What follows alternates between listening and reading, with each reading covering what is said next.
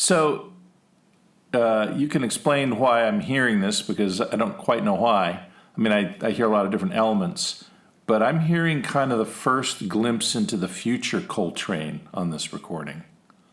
Oh yeah? Do you know what I mean? Like, there's something about this that for the first time I'm hearing things that lead to the future Coltrane. Okay. I mean, I kind of hear it in all the tracks that we're picking out here. Once he gets Yeah. sober, that practicing and that he's on the quest now, and that sort of you're starting to hear in the music the deep spirituality.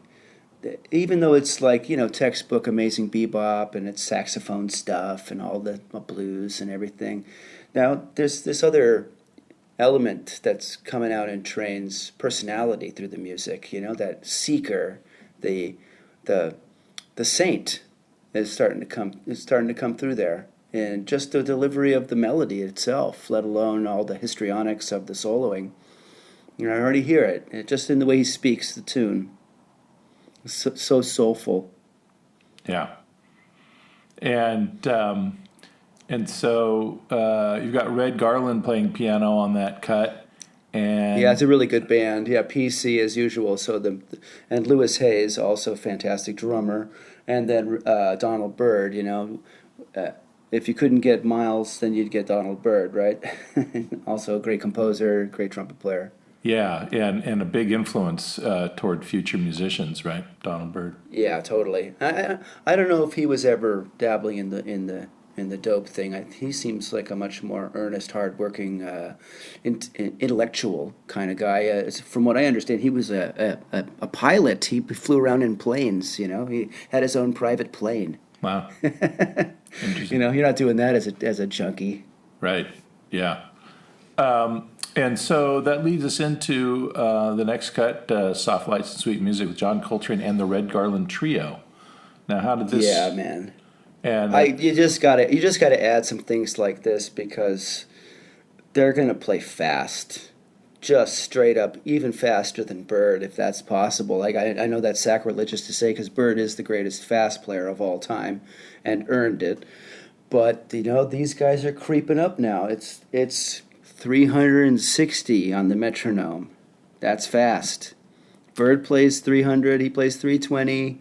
Might play 340 every once in a while if the tape's running too fast. These guys are playing it straight up 360. That's fast. Those eighth notes are going by in a blur.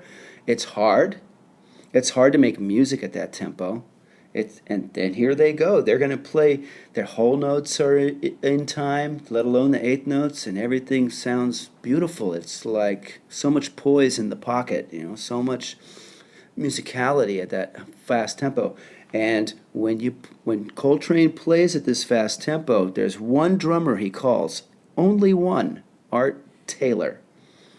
Art Taylor's the best fast drummer.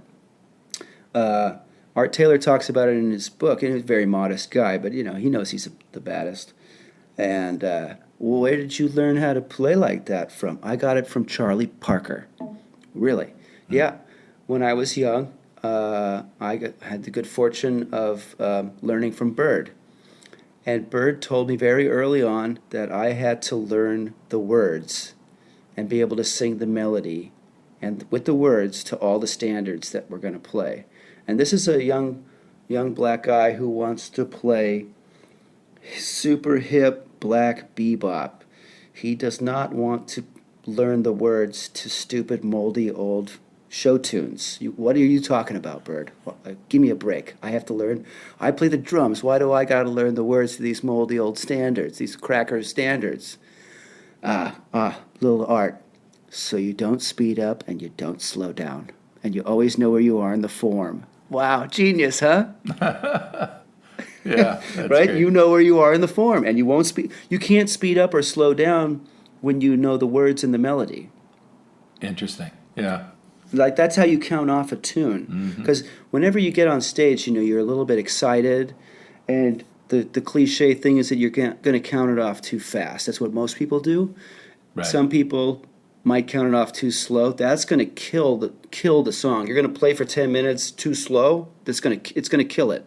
The audience is gonna be moved. The musicians are all gonna sound like shit. And everybody's gonna look at each other like, God, I suck. The whole thing's gonna be bad.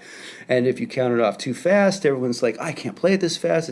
The bass line doesn't work at this tempo. The beat sounds funny at this tempo, and everybody's like, why are you guys playing it too fast? Oh, because the band leader counted it off too fast. Because he's excited up there. I mean, it's a normal thing. You get excited to be up on stage. And I get it. So the trick is, how do you do it? Oh, you sing the hook before you play, because you can't sing the hook at the wrong tempo. It's the hook of the song. Everybody knows that, So, then that's how you count off a tune. So when you want to play super fast, you get Art Taylor, Soft Lights and Sweet Music. All right. And I will point out that on the Virtuosity podcast, there is no tempo that's too fast for our virtuosos.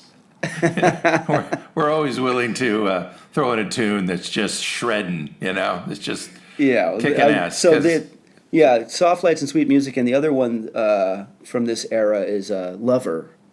And people always play that one pretty fast, but they crank it up to 360. That's fast. All right, let's listen to it.